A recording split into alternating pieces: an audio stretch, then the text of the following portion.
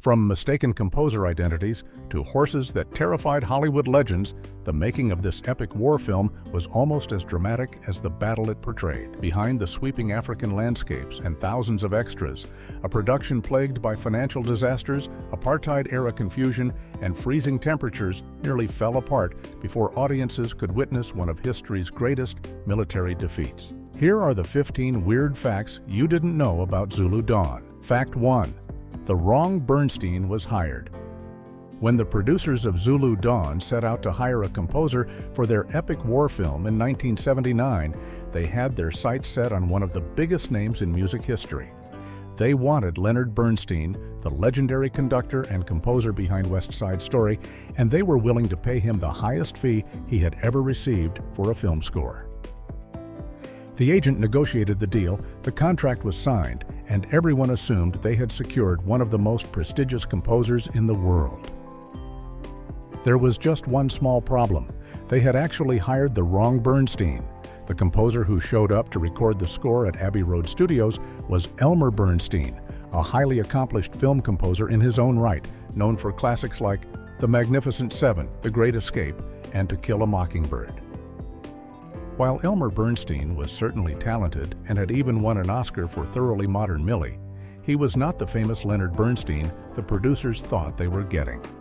The confusion likely stemmed from the similarity in their last names and the fact that both were prominent composers, though Leonard was known more for concert halls and Broadway, while Elmer specialized in film scores. The truly remarkable part of this story is when the mistake was discovered. It wasn't until after Elmer Bernstein had composed the entire score, recorded it with the Royal Philharmonic Orchestra at Abbey Road Studios, and the film had been screened at the Cannes Film Festival that the producers finally realized their error. By that point, of course, it was far too late to do anything about it. Ironically, Elmer Bernstein delivered one of his finest scores for the film, creating sweeping, dramatic music that perfectly captured the epic scale of the battle and the tragedy of the British defeat. Fact 2. John Hurt mistaken for wrong. Actor John Hurt, one of Britain's most respected actors, was cast in a lead role for Zulu Dawn and was looking forward to filming in South Africa when he received some shocking news. The South African government had refused him entry into the country, effectively banning him from participating in the production. This decision left Hurt completely baffled because he wasn't particularly active in politics and had no history of anti-apartheid activism or any other political causes that would have put him on South Africa's radar during the apartheid era, when the country was extremely sensitive about foreign critics, the POS. Confusion surrounding Hurt's ban became clearer when people familiar with the situation began to piece together what had likely happened. South African intelligence had apparently mixed up John Hurt with another actor who had a very similar name, John Hurd. While the names sound nearly identical when spoken aloud, these were two completely different actors with very different political backgrounds. John Hurd, the American actor, who would later become known for playing the father in the Home Alone films, had been arrested at an anti-apartheid march, which would have certainly put him on South Africa's watch list and made him unwelcome in the country.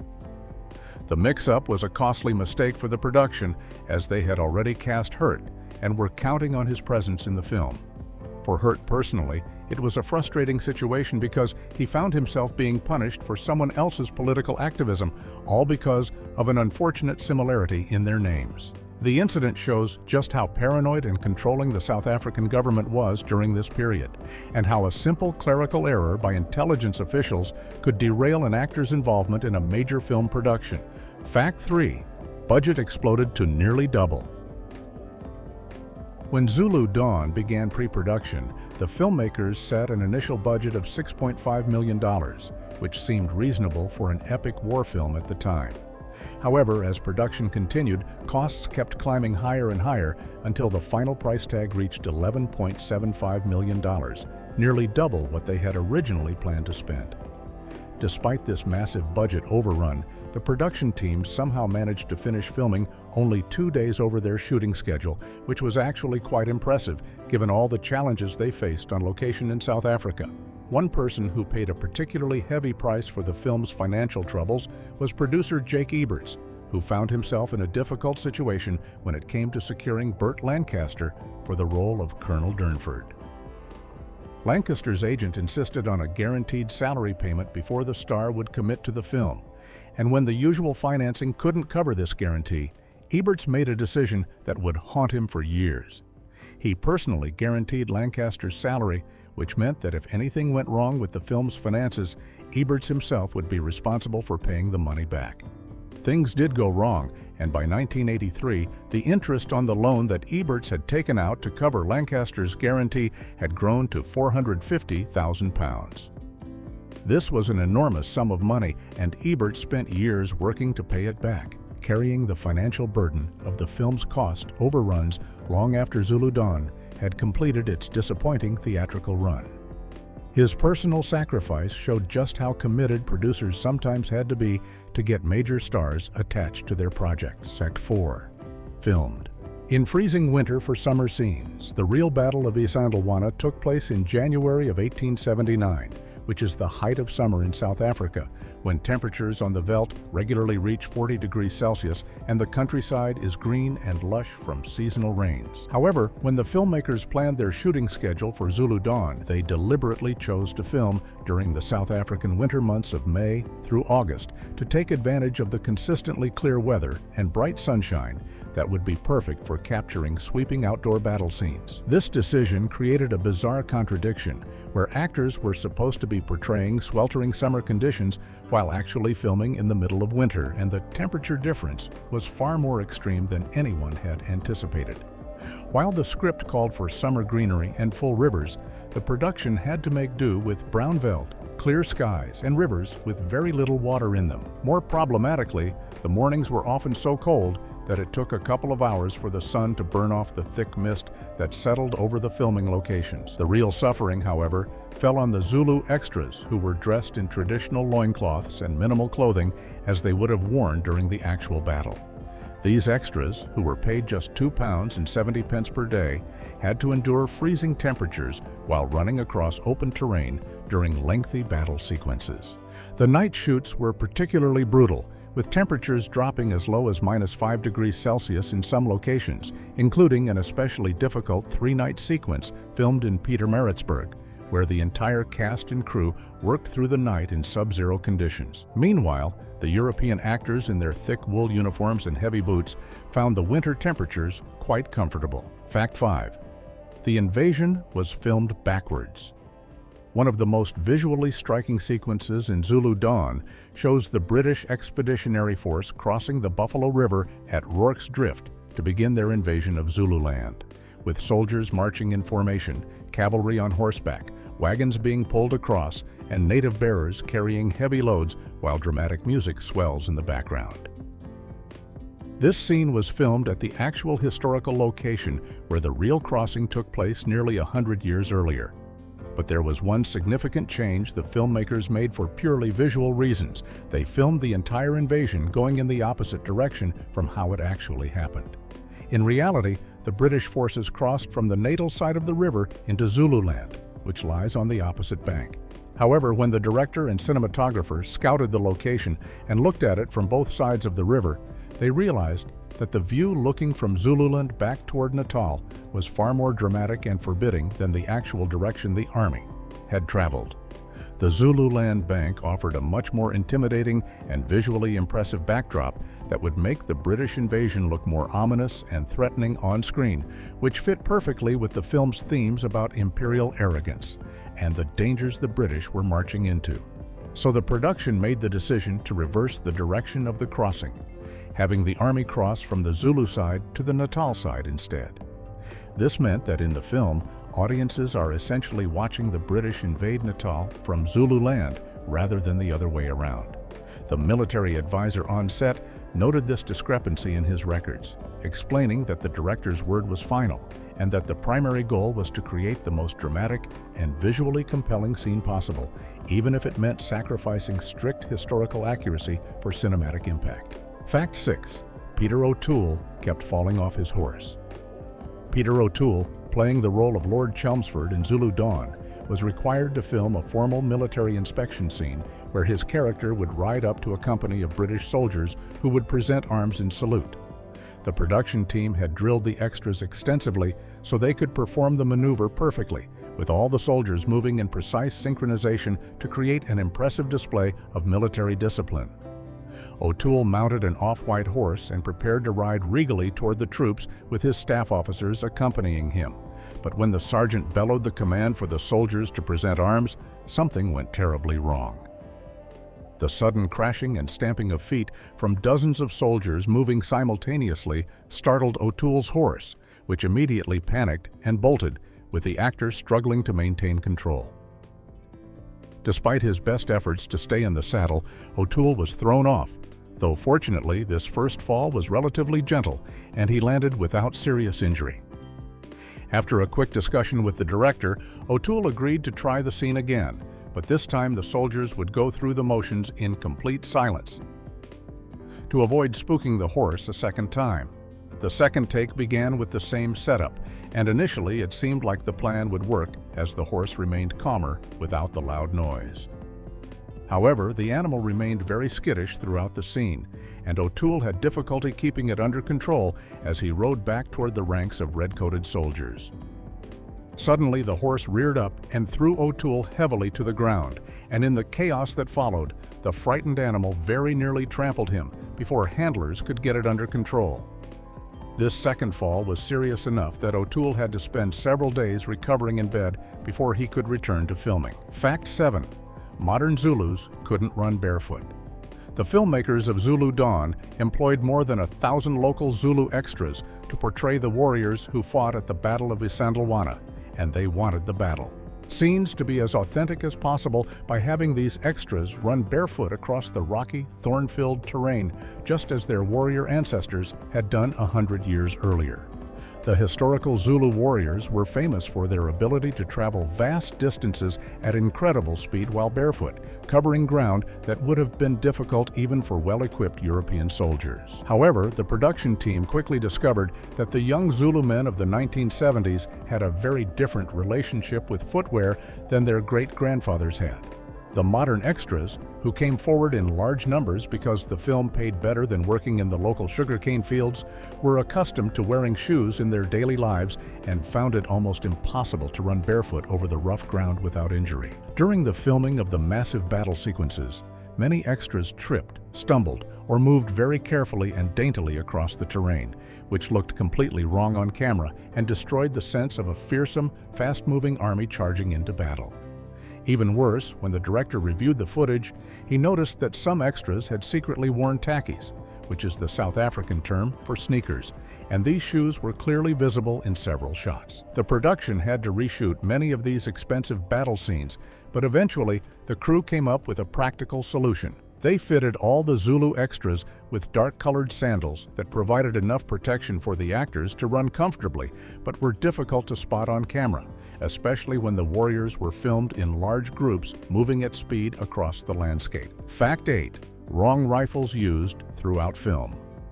The British soldiers at the Battle of Isandlwana in 1879 were equipped with Martini Henry rifles, which were powerful single-shot breech-loading weapons that fired a specific type of ammunition called the .450 Martini cartridge. When the filmmakers set out to recreate this battle a century later, they ran into a significant problem.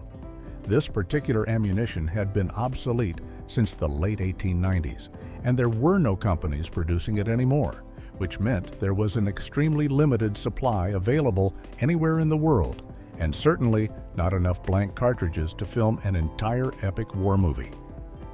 To work around this shortage, the production's armorer made the decision to use Martini Enfield artillery carbines for most of the firing scenes instead of the historically accurate full-length infantry rifles, because these carbines had been converted to fire .303 British ammunition, which was much easier to obtain in blank form. The problem was that carbines are significantly shorter weapons that were meant for cavalry and artillery crews, not infantry soldiers. So having the foot soldiers carrying these shorter guns was a glaring historical error that military history enthusiasts would immediately notice. The weapons problems didn't stop there, because even with the carbines, there still weren't enough functional period firearms to equip all the extras in the battle scenes. Some background soldiers were given Lee Enfield rifles that came from the First World War era, decades after the Zulu War had ended. And if you watch carefully, you can sometimes spot these anachronistic weapons in the background. Even more noticeably, many extras were handed prop rifles that were simply carved from wood and painted to look like real firearms. And in several scenes, these wooden props are obviously fake, with some still showing bark on them or looking more like toys than actual military weapons. Fact 9. Stanley Baker died before production. Zulu Dawn was always intended to be a companion piece to the highly successful 1964 film Zulu, which had told the story of the Battle of Rorke's Drift and made Michael Caine a star while showcasing the talents of Welsh actor Stanley Baker, who had also produced that earlier film. After Zulu became a hit, the film's director and co-writer Cy Enfield began working on a screenplay that would serve as a prequel, depicting the disastrous Battle of Isandlwana that had occurred earlier on the same day as the heroic defense at Rorke's Drift. Enfield and his co-writer Anthony Story completed the script for Zulu Dawn, and Stanley Baker was immediately interested in purchasing the rights to the screenplay because he saw it as the perfect vehicle for himself as both an actor and producer. Baker envisioned playing a major role in this new film just as he had in the original, and he was excited about the prospect of bringing this important and tragic piece of history to the screen. The project seemed like a natural continuation of the success he had achieved with Zulu, and everything was falling into place for Baker to make this film his next big production. Tragically, Stanley Baker passed away before the film could move forward into production, leaving the screenplay without its intended star and driving force. After Baker's death, the rights to the Zulu Dawn script became available once again, and they were eventually acquired by the Lamitas Property Investment Corporation, a company that had been financing several films in South Africa. Lamitas brought in a different director, Douglas Hickox, and assembled a new cast led by Peter O'Toole and Burt Lancaster. But the film that was ultimately made was very different from what Stanley Baker had originally envisioned for himself. Fact 10. Over 100 creditors claimed unpaid debts. The financial troubles that plagued Zulu Dawn during production didn't end when filming wrapped, and in fact, they got much worse as the bills started coming due and various parties realized they weren't going to be paid what they had been promised.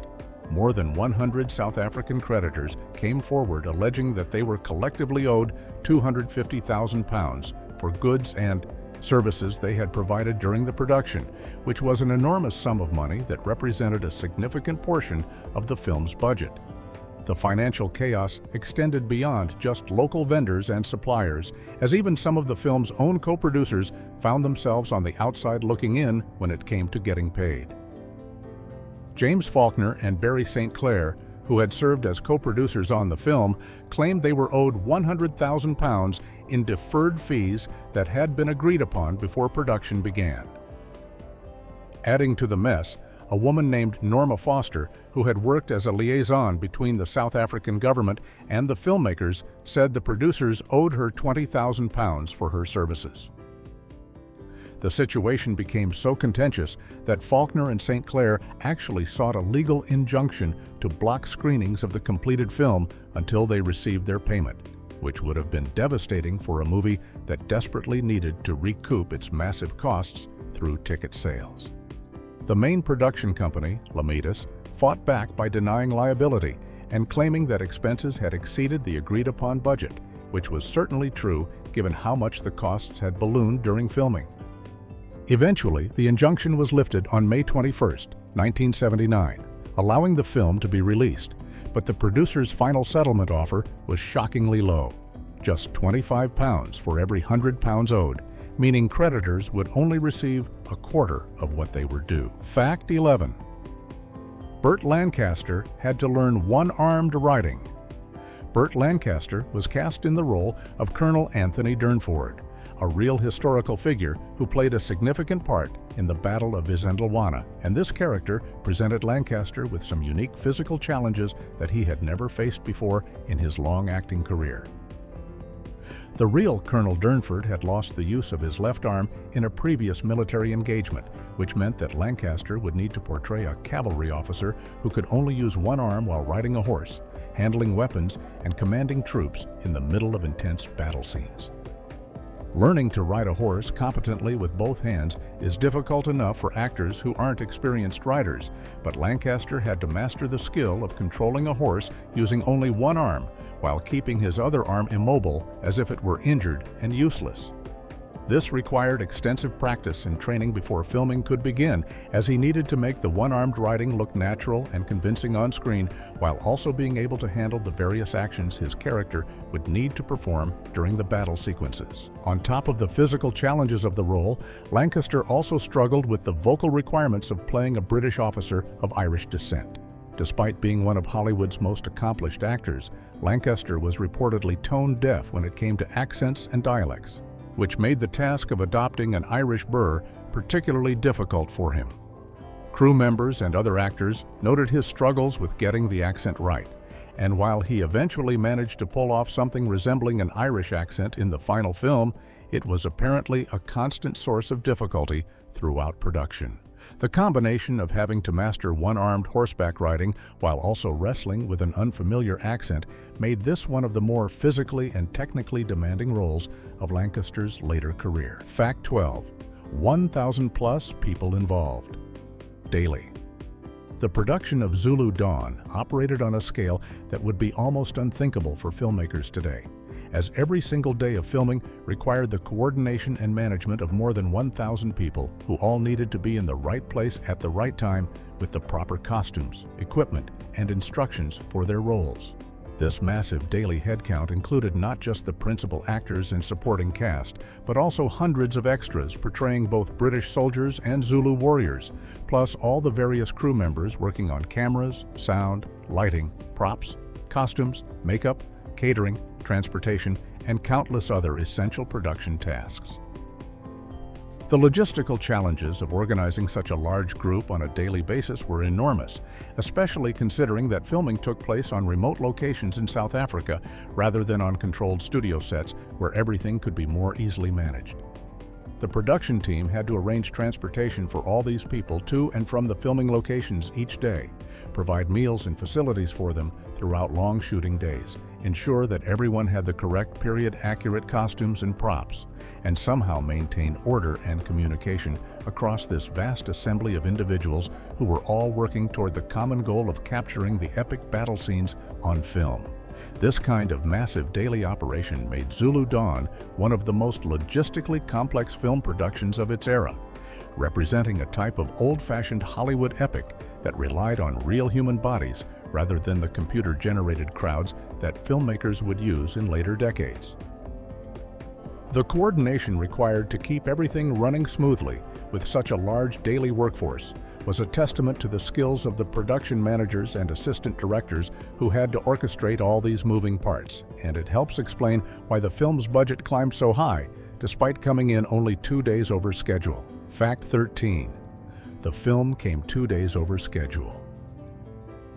Given everything that went wrong during the production of Zulu Dawn, from actors being denied entry to the country and stars falling off horses to budget overruns and payment disputes with creditors, you would expect that the filming schedule would have been thrown into complete chaos and extended for weeks or even months beyond the original plan.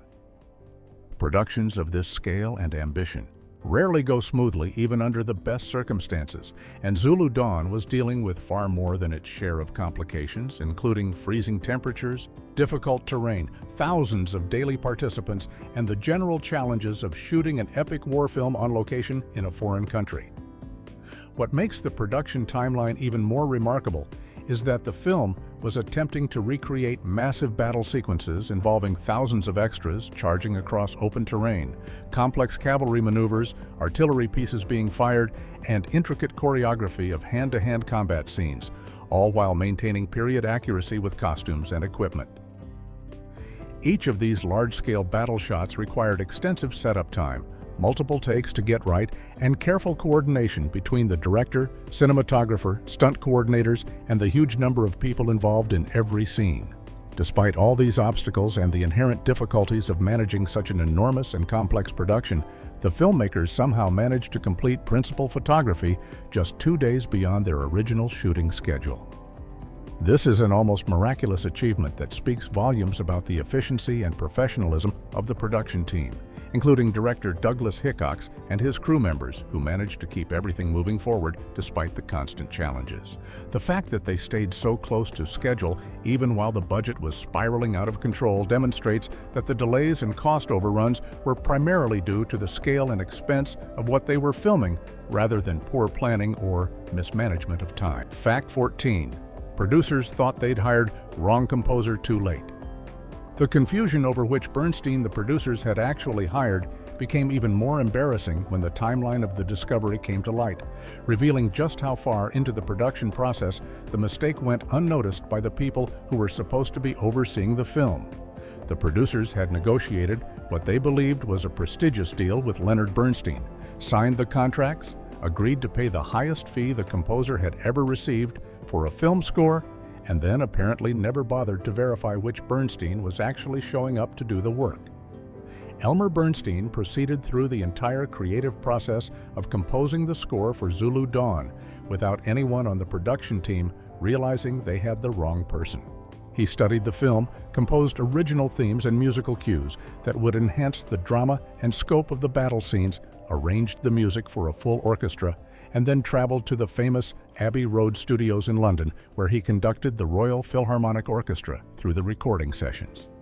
The entire score was completed, mixed, and incorporated into the final cut of the film, with Bernstein delivering what many critics and musicians would later consider one of the finest works of his career.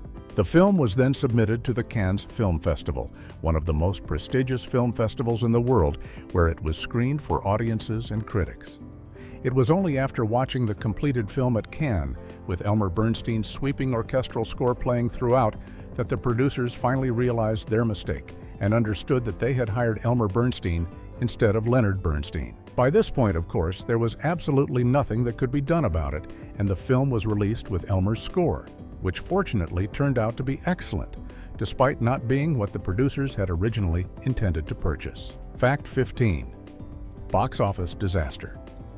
Despite Epic's calamite, after all the money spent, all the challenges overcome, and all the effort put into creating an authentic and visually spectacular recreation of one of history's most significant colonial battles, Zulu Dawn faced its final and most devastating defeat when it was released to theaters and audiences simply didn't show up to see it.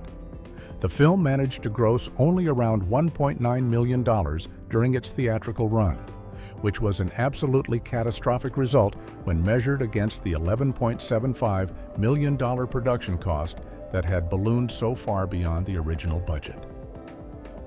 This box office failure meant that the film lost an enormous amount of money for everyone involved in financing and producing it, and the financial damage extended far beyond just the immediate loss on this single production. The poor performance of Zulu Dawn contributed directly to the financial collapse of several companies that had invested in the film or relied on its success to stay afloat, turning what was already a troubled production into a complete economic disaster that rippled through the industry and affected many people's careers and livelihoods. There are several possible reasons why audiences stayed away from Zulu Dawn, despite its impressive production values and star-studded cast. The film was a prequel to the 1964 hit Zulu, but it told a much darker story about a crushing British defeat rather than the heroic last stand that audiences had enjoyed in the earlier film, which may have made it less appealing to moviegoers looking for entertainment. Additionally, by 1979, the appetite for large-scale historical epics had diminished somewhat, and the film arrived at a time when tastes were changing, and this type of spectacle was becoming less commercially viable, even when executed as competently as Zulu Dawn had been.